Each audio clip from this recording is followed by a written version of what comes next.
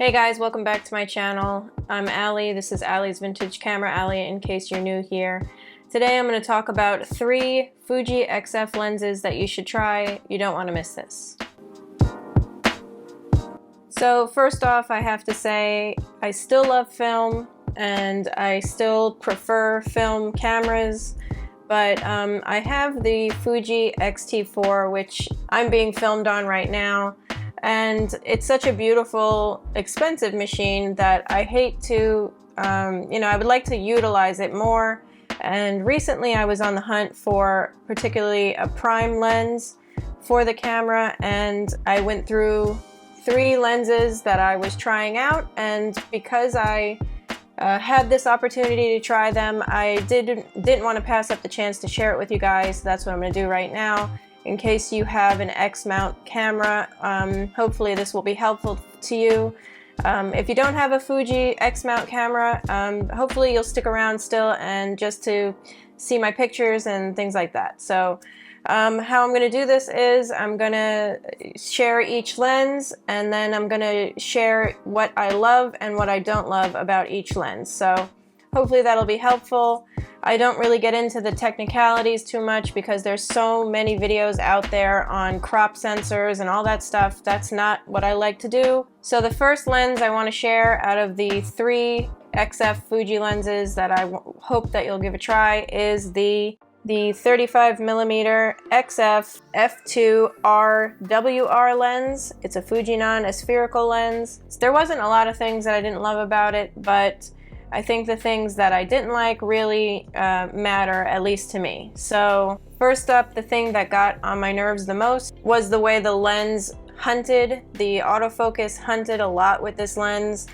If you watched my last video, my Kodak Gold 200 video that I released a couple weeks ago, I shot it with this lens. You can go back and look at that so you could get an idea what it looks like shooting video. But one thing I was so frustrated about after I already shot the whole video was that it was hunting, that it kept capturing the things behind me, then capturing me, and that's something that I was trying to find a lens that didn't do that. I think this lens does that sometimes because I'm very expressive and I talk and I move and it'll go back and forth. But this lens seemed to be doing it a lot more, and that was very noticeable. And that really disappointed me. So that's the first thing. The second thing was the f2 aperture wasn't quite open wide enough for me. For the needs that I need it for, that I'm particularly looking for, is to be able to shoot in low light and around the house and be quick. We have a baby coming, so I want to be able to take everyday photos of our baby and our life.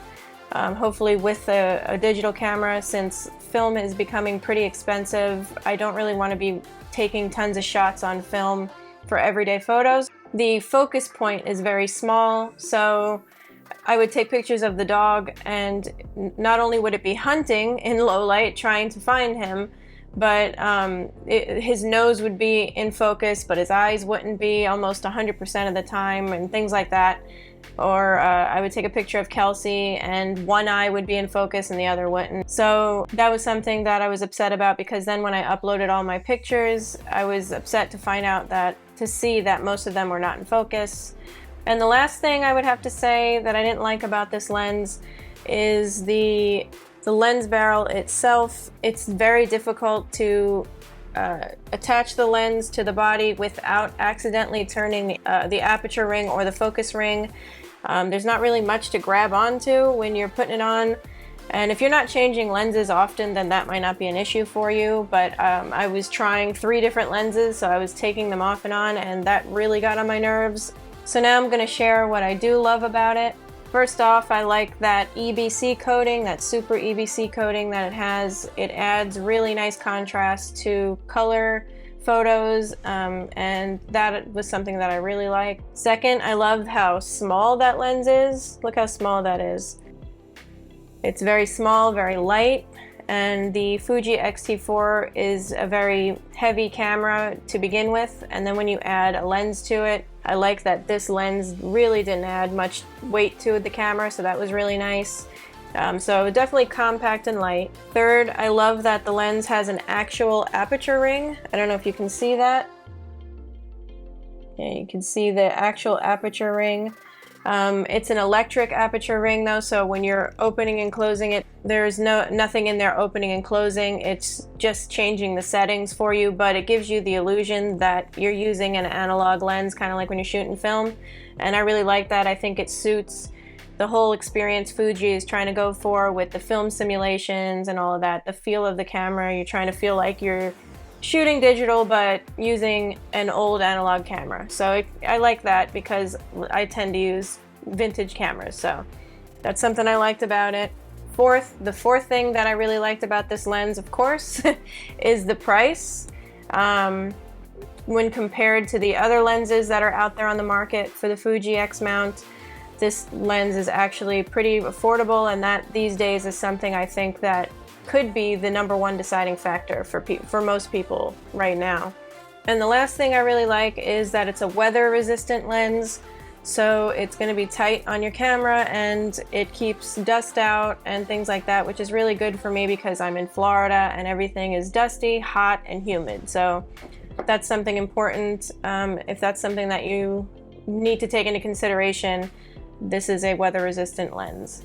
Alright, so the next lens is the Fujinon 23mm f2 lens, and it's pretty much the same lens as the other one that I just showed you. It has all the same features, the aperture ring, the EBC coating, the R on it stands for the aperture ring. WR, weather resistant, so it's weather resistant like the other one. It's light and compact, just like the other one. But with the 23mm, you're gonna have a 35mm equivalent to the 35mm format. So it's a little bit wider than the other one. The 35mm is equivalent to a 50mm lens in 35mm format. So if you're used to shooting in a 35mm format, that's what they're equivalent to. But again, my loves and do not loves were kind of the same as they were with the 35 because it hunts a lot. The one thing I would say about this lens that's different than the other one that I loved was that because it's a wider focal length, I could, the minimum focus was a little bit better than the other one. So the 35 has a 35 centimeter minimum distance, so you can get 35 centimeters from your subject. But with this lens, because it's a wider lens, you can get to 22 centimeters minimum distance. So that was nice to be able to get a little closer with it. I like to do that. Both lenses come with this little screw-on lens hood. Nothing fancy, just a little plastic lens hood. But it's nice that it comes with it. So finally, I saved the best for last, and obviously the most expensive, and that is the 33mm f1.4 lens. What I don't like a lot about this lens that I liked about those is that it is a lot heavier. It adds almost a pound to your camera. It's not as compact. It's pretty big compared to the other ones, and it also has a pretty high price tag. I mean, you could buy the 2 other lenses for the price of this lens. And when I compare the pictures that I took specifically of flowers with all 3 lenses, there wasn't much of a difference. Really, I guess what you're paying for is the 1.4 aperture, so really you're going to take into consideration if that's something you really, really need. To me, that really came in handy, that 1.4. It made a big difference in the photos I was taking around the house. It also has the LM on the title stands for linear motor, so the motor in it is supposed to help it focus quicker, but the downside to it is that it's a lot louder than those lenses. And finally, another thing that I didn't love about this is the the lens hood that it comes with is a big, ugly plastic lens hood that it comes with, which you would think for the price of this lens that it would come with a really nice lens hood, but it comes with this thing. But with this focal length, it's not a wide lens, so you might not need a lens hood anyway. So now I want to get to the things that I do love about the lens. So right out the gate, this lens just feels better made. It feels substantial when compared to one of these, when compared to the little lens.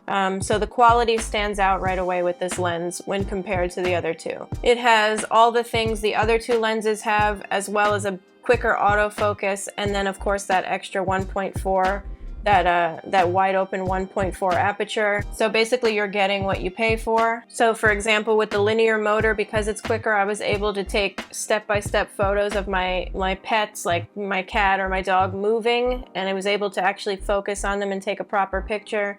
Whereas with the small ones, I wasn't able to do that because it was hunting. So really, those are the things that I noticed. There may be other technical things that you're looking for in a lens, but for me, I like to share my everyday advice, my everyday experience with gear like this.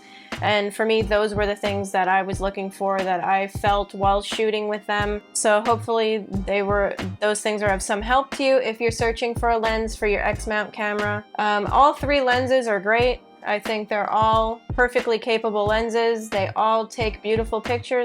So it really just comes down to small things that you may be looking for that may be a deal breaker. But all three lenses are great. That's why I made this list. I wanted to share them with you. I wanted to share my thoughts and my experience with them while I had them. Hopefully any of this was of help to you or entertainment for you. Hopefully if you enjoyed my photos I took with the camera. I really enjoyed trying out all the lenses. I haven't made my choice yet, but I hope if you're on the hunt, I hope you'll give one of these lenses, if not all of them, a try. They're all great. I'll leave links down in the description to where you can buy them. There'll be affiliate links, so it does help me out if you use my link if you're going to buy one of them. If not, I hope that this has helped you make a decision in some way. If you enjoyed this video, please hit that thumbs up. Please subscribe if you haven't already. And don't worry, more film content is on the way. Until next time, stay motivated and keep shooting.